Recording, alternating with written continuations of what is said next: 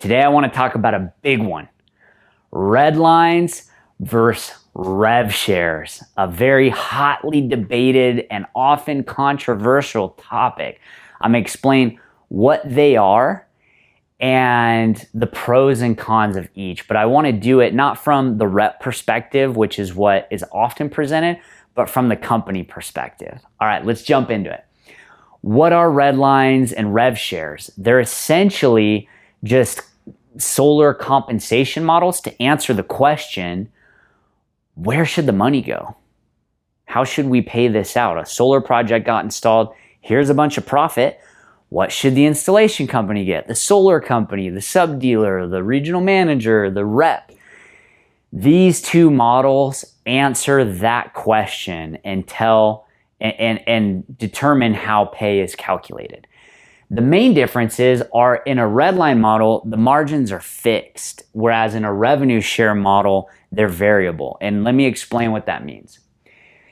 Here represents all the profit from a solar project in a redline model. It's a 3.6 ppw. In a redline model, the installation company fixes their margin. They're gonna make X amount on every project. Let's just say it's 30 cents. This is gonna vary by market and be different, but just for example, we'll say it's 30 cents. In order to fix their margin and guarantee that they make a certain amount on every project, they are going to pass on to the sales company a redline. In this scenario, we'll say it's $2.3 per watt. And what this is the installer saying, hey, the entire spread between 3.6 and 2.3 is yours to go run your business with, but below 2.3, you're not making any money on projects. That's ours to keep. Well, the solar sales company does the same thing. They lock in 30 cents per watt of margin for themselves and pass on a $2.60 red line either to their sales leadership stack, their regional managers and district managers, or to a sub-dealer. And it's the same idea. Hey, we as a solar sales company make everything below 260 and you go run your business with the spread between 3.6 and 2.6. Well, you're seeing the pattern. The leadership stack or the sub-dealer fixes their margin at 30 cents and they pass on a 2.9 red line, we'll say, to the sales rep.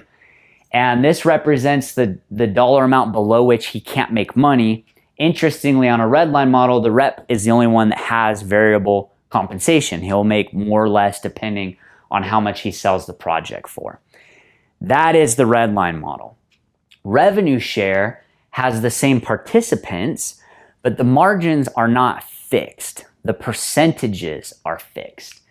So each party in the stack takes a set percentage of the deal. The bigger the deal, the more money everyone makes because they're taking their percentage of a bigger deal. The smaller the deal, the less everybody makes because they're taking their percentage of a smaller deal. That's redline, that's rev share. How does this play out? How does this affect you on the doors, you as a sales leader, or you as a company? In my opinion, there's 5 ways that a redline versus a rev share calculation manifest themselves on the doors or in the actual company. The biggest one is in customer pricing. Depending on whether you use a redline or rev share model, dramatically affects how you can price solar deals, which connects to the second point. One of these models lends itself to incentivizing the overcharging of customers for solar projects. Third is adders and concessions. When there is competition, when deals get skinny, when there's adders, how does that play out for the rep, for the company? Redline versus rev share determines that, which ties to the next point. Where's the money go? Who makes the most money on deals? Where can it get a little backwards? And lastly, transparency. How much visibility is there for everyone involved in where the money's going in the process? Okay, so let's go through this. Number 1, customer pricing. Here is the red line that I just showed you. This rep is at a $2.90 red line, which as an aside, when you look at the Redline model, what happens if more sub-dealers are added or more tiers are added? There's more levels of fixed margin, and the Redline gets worse and worse and worse. And you often see that where a rep finds themselves at the end of like a 5 or 6 tier sub-dealer or leadership Redline process, and their pricing is just really crappy. And in those situations, reps eventually kind of look at the stack and are like, how do I just like cut all of this out and get a really good Redline? And that's why you see a lot of churn within the industry, but we'll talk more about that in a minute. This 2.9 Redline, what this actually is, it's an artificial price floor below which the rep cannot compete. On a Redline model, the rep's Redline is their break-even point. If they go any lower than that, they lose money. In a rev share model, there is no artificial price floor. The rep can sell all the way down to the solar company's baseline. So let's say this rep sold this project at 2.4. On a Redline model, they'd be negative $5,000 on a 10 kilowatt system. On a rev share model, they're actually making $1,000. Let me say that again. Redline, below 2.9, they lose money. Rev share, they can sell below 2.9 and make money. It's super important. I mean, you imagine Sam, the rep, who goes and knocks a door, gets a bill, schedules an appointment, goes into a house, he's there for 2-3 hours, does all of the hard work of talking this person into solar and educating them and explaining and everything, only to have them just go price shop it, find a better price, and he's like, I can't, I don't make money. I can't sell it there. And realistically, he's not walking away from deals just at 2.9. He's walking away at like $3 or $3.10 because 5 kilowatt system, $100 a kilowatt, $500. So it's his price floor is really at like $3. But we've all had that experience of losing a deal after we put in all the heavy lifting and we did all the work, and it just sucks. Reps on a rev share model don't have that problem because they can price all the way down to the company's baseline. All right, the other issue that comes up is in solar, unfortunately, customers get way overcharged for projects. And the reason that this happens, or at least an incentive for doing it that exists in the Redline model, is let's say that this represents the solar PPW price range for a market. So here's the low end, here's the high end, here's the median. Well, often a rep's Redline isn't even at the bottom of the low end of pricing averages for customers. It's somewhere in the middle. So this rep doesn't even have the ability to price jobs within the range that's normal for the market. They're out of market on pricing. Their low end deal is not down here, it's like up here. Because remember, they got to make some money on it. So their pricing window is shifted. It's not in line with market averages. It's actually higher. So they're focused, and the other reverse incentive is that the rep makes 100% above their Redline. So there's this really strong incentive to overprice jobs. Otherwise, their job's not even worth it. They're not making money. Okay, let's transition. Oh, for rev share though, a rev share rep does not have this issue. Their price range is the entire stack because everyone will compress and chip in on the deal. Okay, adders and concessions. What happens in a Redline model when the deal gets skinny? When re-roof, tree trimming, main panel upgrade comes in, or while the job's been sitting for a month, someone just came and knocked the door and offered a lower rate. Well, remember, in a Redline model, all of the margin, it's fixed. So no matter what, the installer, the sales company, the sub-dealer, the managers, whatever, they will make their money. The rep's the one with the variable comp. So when adders and concessions smush the deal, it's just the rep that gets crushed. The sales manager just couldn't care less if an adder comes in. It literally does not affect them, nor does the company care, nor the installation company, because it's like the rep's paying 100% of that. Who cares? Just, yeah, you need a re-roof, you need an MPU, they just don't care. There's not alignment. On a rev share, when those adders and concessions come in to make the deal skinny, everybody's compressing, because remember, it's percentage based. So because all of these tiers are going to take less money on the project, the rep can still maintain healthy margins. I had this experience. I sold a deal, and while I was inside the home, a competitor from another door-to-door company knocked on the door. And unfortunately, despite my best efforts to be friendly and, work together in this area, the rep just went in hard. Listen, Mr. Customer, I'll undercut his pricing. I'll get you a better deal, blah, blah, blah, blah, blah. I made a few phone calls, and I just figured out what that rep's red line likely was with that company. And I just priced my job basically right at his red line. And I told the customer, hey, when this rep comes back, just tell him what price you're at. That's it. Rep came back the next day to try and steal the deal. Customer told him the price. The rep in his head is like, oh, I don't make any money there, and just left. But for me, it was still a 5-figure commission. I was making 5 figures on a deal that this rep on a red line didn't even make any money on. That's the power of this model. And again, it's because everyone compresses and shares in the downside and upside on a deal.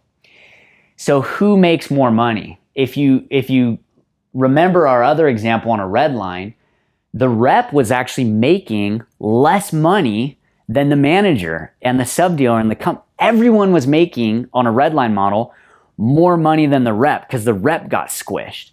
In a rev share model, the rep will mathematically always make the most money. If the deal gets skinny, the rep will make less, but he or she will always make more than the upline, which is how it should be, in my opinion. Okay, let's talk about the last one, transparency. I have heard the following saying. It's been said to me before: where there's mystery, there is margin. And what this means is, if you're a sales leader or the owner of a sales company, if you can obfuscate the numbers and veil what's really happening and kind of create like a curtain behind which reps or sales leaders can't peek behind, that gives you an opportunity as a company owner or a sales leader to make more money. Where there's mystery, there is margin. And while I absolutely hate this, it goes against everything I believe in. That's true. If you can keep reps or some leaders in the dark, it gives you an opportunity to make more money. But in my opinion, this is an unsustainable model, because it assumes that reps or sales leaders will never figure it out. They're never going to have a buddy that owns a small solar company that explains to them how margins and things actually work. They're always going to be in the dark. And I just don't think that's a sustainable model. And that often is what a red line represents. Everyone upstream knows what everyone downstream is making and what their red line is, but it does not work the other way around. A rep eventually looks at their red line and starts, maybe they get a sense of what the actual margins in solar are, and they're like, well, where's all the money going? And am I getting the value that I would hope to get from my sales leaders or from my sales company for that? So they start to look behind the curtain a little bit, and the response is often, nope, no. You got your red line, and that's all you need to worry about. And just like I was referencing at the start of this video, then that rep just tries to circumvent everything, and you wind up kind of how our industry is now, where there's just all these like one rep solar companies working directly with installers on a red line, or this guy has a good red line. This happens a lot. Some guy gets a good red line because his buddy owns an EPC or installer, and then he has a buddy and he just says, well, I'll give you this Redline. And they baked in 10 cents of margin and they're literally not doing anything. There's no value. It's just, you get this Redline, then that guy gives someone a Redline, and there's people making money that aren't providing any value. And that's why you get a lot of this churn. In a rev share, again, it's transparent. Everyone knows the percentages. A rep can look at it and say, okay, no matter what, I'm always making the most money. And the percentage of the deal that's being allocated to the installer or the solar company or my manager is fair. For them to create value and run their business, it's fair. So I think if you're a company owner, a lack of transparency hurts your long-term growth and the viability of your company. So let's do an assessment. And by the way, before I go into this, neither model, this isn't good or bad. It's just good, better, best. I know reps, sales leaders, companies who use both models who are amazing, who do amazing work for their reps, for their customers. They're honest sales reps. They're doing really good and making great money. So this isn't like, oh, one model's the devil and one's not. This is just an hopefully objective analysis of the difference between the two. Customer pricing. In my opinion, rev share wins. On a Redline, you always have this artificial price floor that makes it so you just can't be competitive. You can't make money being competitive. Rev share wins. Overcharging customers. I believe that the Redline model is slightly more predictive of accounts where the customer is being overcharged, just because in a rev share model, it's not necessary. Adders and concessions. The rep definitely wins on adders and concessions in a rev share model. When the deal gets skinny for whatever reason, the entire stack is backing the rep up and everybody is taking a little bit of a hit so that the rep can still make good money. Rev share, just what I said, the rep will always make the most money in a rev share model.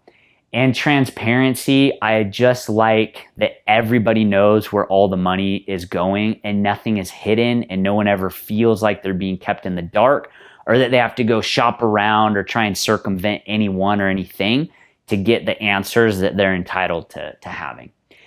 So, is there anything better about a Redline? Why do companies use a Redline? Well, two reasons. Some people look at number two and are like, well, that's actually a pro for the Redline model. There are predatory reps and individuals in the industry who, as part of their core sales strategy, target demographics or manipulate their presentation in a way that they can overcharge customers. And those reps, when they compare the two pay scales, if you start at the bottom of the pay scale, you realize, oh my gosh, a rev share model pays way more until you get to a certain point, until you get to a certain PPW, then a rev share, then a Redline starts paying more. But typically that point where it shifts is overcharging the customer. So predatory reps do not like rev share pay scales. Not to say reps that like a Redline pay scale are predatory. I'm not saying that at all. But some see that as a pro. I don't personally, but this is why Redline models exist, at least in part. The other one is that it's easier. It's easier for the rep to understand. It's easier for the company to calculate. In the recruiting process, explaining comp in a rev share model takes a little bit of time and a little bit of understanding. And you hear it all the time. What's my Redline? What's my Redline? The reps assume if they know what their Redline is at two companies, then they are able to fully compare which company will pay them more. So this is another reason that Redlines are still prevalent. Let me talk about this though first, and why I actually don't feel that this is a winning strategy for anyone and that it won't make you money long term. And here's the questions you got to ask. Where is solar pricing headed? Will regulation prevent price gouging? Will laws be passed and regulators get into the solar space to prevent overcharging customers? Are overcharged customers more likely to cancel? And are they less likely to refer? Let me show you a study that was put out by Energy Sage. Energy Sage is a solar lead site. They've been around forever. They're OGs. They have thousands, tens of thousands of users looking to get solar that they then pair with hundreds and hundreds of different solar companies bidding and competing for their business. And what this is this is the average price per watt that Energy Sage's solar companies, their solar partners, have presented to Solar Sage's customers to try and win their business. So in the second half of 2014, across the country, across all solar companies, they were quoting about $3.80 a watt for solar projects. This is what it's done over the last till 2021. And this is not just a function of the price of solar going down. This is a function of competition increasing and market education increasing. Solar is only at a 3% penetration right now. It's a very uneducated, unaware market. But as time goes on, it will only get more competitive and more educated, and this trend will continue. So if your company is built around overcharging or even just charging average or slightly more than average, if you as a rep could not survive, or a sales leader could not survive, or as a company could not survive without charging those higher prices, you're toast, because the industry is moving in the opposite direction. Let me talk about ease of understanding. So going back to what's my red line. Here's John. John has a 2.6 Redline with dealer A. Things are going great, but then dealer B comes along and says, hey, we'll get you at a 2.5, John. So you're making an extra $100 a kilowatt in every deal. And if you hit your half megawatt you're trying to hit, shoot, that's 50 extra grand this year for doing the exact same thing. John's like, sign me up. He sells a deal at 3.65. He makes $1,150 a kilowatt. He's stoked. John still has his logins with dealer A. So just for fun, he runs the exact same Sunrun PPA through dealer A. And wouldn't you know it, the PPW, or whatever you want to call it, EPC, turnkey, top line, the total commission on the account is 3.8 for the exact same deal. Same terms, same product, everything. The commission's actually higher. Well, what the heck? Why is this PPA deal worth more through dealer A than dealer B? The answer is it's not. This is a trick that dealers and installation companies play, where they take money out of the top line and present a lower PPW to the rep. Inside of dealer B's portal, the rep just sees 3.65. They don't know that on the back end, the company took 15 cents out. So dealer B's touting that they pay less than dealer A when actually they pay, that they pay more when actually they pay less. Moral of the story is your red line does not tell you the whole story. Just because you know the red line does not mean you know which is a better financial opportunity. You need to actually run the deals to make sure that dealers aren't playing tricks. You need to factor in things like adders and competition.